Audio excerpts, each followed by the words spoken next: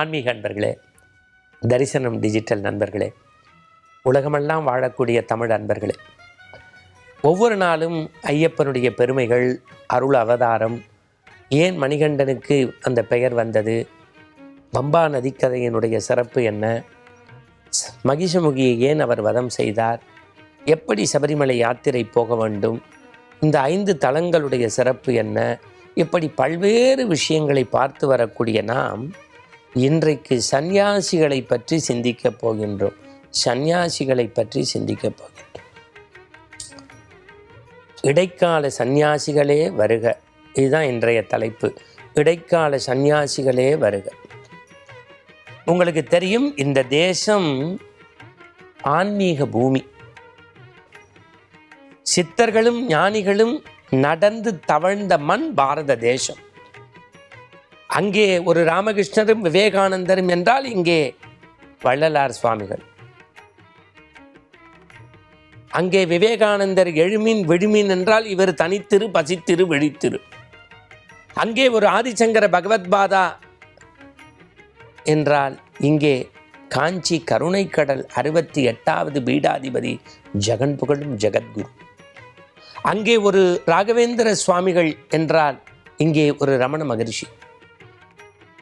எங்கு எப்படி பார்த்தாலும் ஆன்மீக பூமியான இந்த பாரத தேசத்தில் மதம் ஆச்சரியங்களுக்கெல்லாம் அப்பாற்பட்டு மனிதர்களை ஒற்றை நாமத்தால் இணைத்த ஒரு மந்திர சொல் ஐயப்பனுக்கு உண்டு.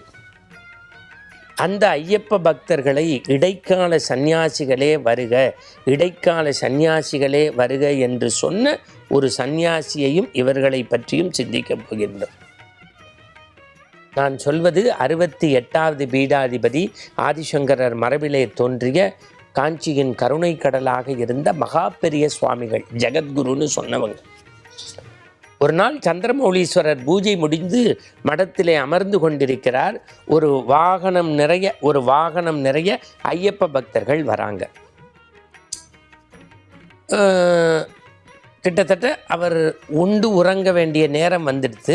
ஆனால் தன்னுடைய ஓரக்கண்ணால், நான் சொல்கிறது 70-75களில் நடந்தது, கிட்டத்தட்ட ஒரு 55-60 வருஷத்துக்கு முன்னாடி.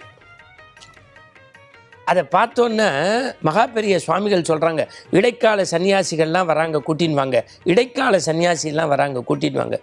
இந்த மடத்தில் இருந்தவங்களுக்கு ஒன்றுமே புரியலையா.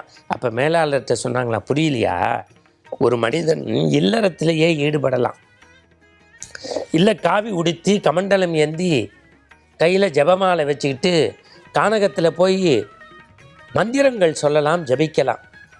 இவங்க சன்னியாசி, இவங்க இல்லறவாசி, இவங்க சன்னியாசி, இவங்க இல்லறவாசி. இல்லறத்தில் ஈடுபட்ட ஒருத்தர் அதை நிறுத்திவிட்டு சன்னியாசம் போயிட்டு, சன்னியாசம் முடிஞ்சு திருப்பி இல்லறம், இது பெரிய கஷ்டமான சமாச்சாரம். அப்படி உண்டதை பொருட்படுத்தாது, உறக்கத்தை பொருட்படுத்தாது, வெந்த தண்ணில் குளித்து குளிரில் நடுங்கி கிடக்கும் இடத்தில் பாய் நீட்டி படுக்காமல் துண்டை விரித்து படித்து காலையும் மாலையும் நோம்பிருந்து சாமி சரணம் ஐயப்பா என்று சொல்லி காமம் கோபத்தை அடக்கக்கூடிய இடைக்கால சந்நியாசிகளே வருக சொன்னது யார்? காஞ்சி மகா பெரிய சுவாமிகள். 48 நாட்கள் ஒருவர் காமத்தையும் கோபத்தையும் துறப்பது என்பது ஒரு துறவிக்குரிய இலக்கணம் என்பதை வகுத்திருக்கிறார் பெரியவர். அதனால தான் சொல்லியிருக்காங்க, சன்னியாசி மனிதனால் கட்டுப்படுத்த முடியாதது 2 தான். அது ஆகமம், வேதத்திலிருந்து இன்று வரை சொல்லப்பட்ட நூல்களின் சான்று காமம், கோபம். அதுக்கு ஒரு சான்று சொல்கிறேன். ராமாயணத்தில் தாடகை வதத்துக்கு முன்னாடி ஒரு வரும், தவம் செய்பவன் தவத்தை காமமும் கோபமும் தடுப்பது போல, தவம் செய்பவன் தவத்தை காமமும் கோபமும் தடுப்பது போல சுபாகுமாரிசன் இடைஞ்சல் பண்ணுறான்னு சொல்லி ராமனை தாடகை வதத்துக்கு கூட்டி வராங்க. அப்போ என்னன்னா, ஒரு மனிதனை செயல்பட விடாமல் மூர்க்க குணமாக மாற்றுவது கோபம். ஐம்பொறிகளையும் அடக்கி மனதை ஒருமுகப்படுத்தி நேர்கோட்டில் செல்ல விடாமல் தடுப்பது காமம். இது 2ஐயும் துறந்து தூக்கி எறிஞ்சிட்டு ஒரு மண்டலம் புலால் அருந்தாது பிரம்மச்சரிய விரதம் இருந்து ஐயப்பனுக்கு உருகி உருகி வேண்டி நெய் கொண்டு போகிறாங்களே, அத்தனை பேரும் இடைக்கால சந்நியாசிகள். அவர்கள் மடாதிபதிகளுக்கு சமமானவர்கள். காரணம், அவர்கள் அதிசயங்கள், அற்புதங்கள், சித்து விளையாட்டுகள் செய்யவில்லை. எவன் ஒருவன் தனிமையில் தன்னைத்தானே அடக்கி கொண்டு, இந்த வார்த்தை ரொம்ப முக்கியம், எவன் ஒருவன் தனிமையில் தன்னைத்தானே அடக்கி கொண்டு பிறர் பார்க்காத போதும் ஒடுக்க நெறியில் சென்று இறைவனை வழிபடுகின்றானோ அவன்தான் உத்தமமான சந்நியாசி என்பதால் ஒவ்வொரு ஐயப்ப பக்தர்களையும் இடைக்கால சந்நியாசி என்று சொன்ன அந்த காஞ்சி மாமுனியை இன்றைக்கு தரிசனம் டிஜிட்டல் நன்றியோடு நினைக்கிறது. ஐயப்ப பக்தர்களே, நீங்கள் சாதாரணமானவர்கள் அல்ல, சந்நியாசிக்கு சமமானவர்கள் என்பதால் உங்களுடைய துறவு காலத்தில், மண்டல விரத காலத்தில் அருள் கூர்ந்து விரதத்தை முழுமை செய்யும் வரை பொய் பேசாது இருங்கள், புறம் பேசாது இருங்கள், காமத்தை தவறுங்கள், கோபத்தை தூக்கி எறியுங்கள். ஐயனோடு இரண்டர கடக்கலாம் அன்பில், அருளில், பண்பில். மீண்டும் நாளை சந்திப்போம். சுவாமியே சரணமையா.